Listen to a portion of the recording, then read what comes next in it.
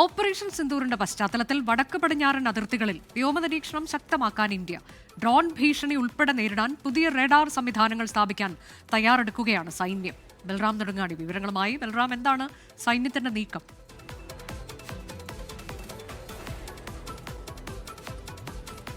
Anuja, operation സിന്ദൂറിന്റെ പശ്ചാത്തലത്തിലാണ് ഇന്ത്യയുടെ പടിഞ്ഞാറ് വടക്ക് അതിർത്തികളിൽ ഈ സുരക്ഷ ശക്തമാക്കാനുള്ള ഒരു തീരുമാനം സൈന്യം എടുത്തിരിക്കുന്നത്. ഇതുമായി ബന്ധപ്പെട്ട് വ്യോമ പ്രതിരോധ സംവിധാനങ്ങൾ കൂടുതലായി സ്ഥാപിക്കണം എന്നാണ് സൈന്യം ആവശ്യപ്പെട്ടിരിക്കുന്നത്. അതിനായി ചെറിയ ഡ്രോണുകൾ ഉയർത്തുന്ന ഭീഷണി നേരിടാൻ കഴിയുന്ന തരത്തിലുള്ള റഡാറുകൾ സ്ഥാപിക്കണമെന്ന ആവശ്യമാണ് സൈന്യം മുന്നോട്ട് വച്ചിരിക്കുന്നത്.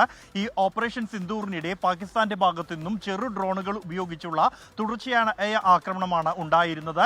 തുടർച്ചയായി വലിയ അളവിൽ നിരന്തരം ഡ്രോണുകൾ അയക്കുകയായിരുന്നു പാകിസ്ഥാൻ ചെയ്തുകൊണ്ടിരുന്നത്. ഇന്ത്യ ആ ഘട്ടത്തിൽ ഇന്ത്യയുടെ S-400 ഒപ്പം തന്നെ ആകാശ് മിസൈൽ പ്രതിരോധ സംവിധാനങ്ങൾ ഉപയോഗിച്ചായിരുന്നു അതിനെ നേരിട്ടത്. എന്നാൽ വളരെ ചെറിയ പറക്കുന്ന വസ്തുക്കൾ അവയെ കണ്ടെത്തി നശിപ്പിക്കുക എന്നുള്ളത് ലക്ഷ്യം വെച്ചുള്ള പുതിയ സംവിധാനങ്ങൾ സ്ഥാപിക്കണം എന്നാണ് സൈന്യം ആവശ്യപ്പെട്ടിരിക്കുന്നത്. താഴ്ന്ന റഡാർ ക്രോസ് സെക്ഷൻ ഉള്ള ആകാശ വസ്തുക്കളെ കണ്ടെത്തുന്നതിനും ട്രാക്ക് ചെയ്യുന്നതിനും കഴിയുന്ന തരത്തിലുള്ള റഡാർ സംവിധാനങ്ങൾ സ്ഥാപിക്കണമെന്നാണ് സൈന്യം ആവശ്യപ്പെട്ടിരിക്കുന്നത്. 45 ലോ ലെവൽ ലൈറ്റ് വെയ്റ്റ് റഡാറുകൾ, ഒപ്പം തന്നെ 48 air defence fire control radar എന്നിവയാണ് സൈന്യം ആവശ്യപ്പെട്ടിരിക്കുന്നത്. ഈ ഒരു നിർദ്ദേശം മുന്നോട്ട് വച്ചിരിക്കുന്നു. തുടർന്ന് ഡിഫൻസ് അക്വിസിഷൻ കൗൺസിലാണ് ഇക്കാര്യത്തിൽ ചർച്ച ചെയ്ത് തീരുമാനമെടുക്കേണ്ടത്. തുടർന്നാണ് മറ്റ് കമ്പനികൾ, ഈ ഡ്രോൺ നിർമ്മാണ കമ്പനികളുമായുള്ള കരാറിലേക്കും മറ്റും പോകേണ്ടത്. നിലവിൽ ഇപ്പോൾ സൈന്യം ഈ ആവശ്യം പ്രതിരോധ മന്ത്രാലയത്തിന് മുന്നിൽ വച്ചിരിക്കുകയാണ്.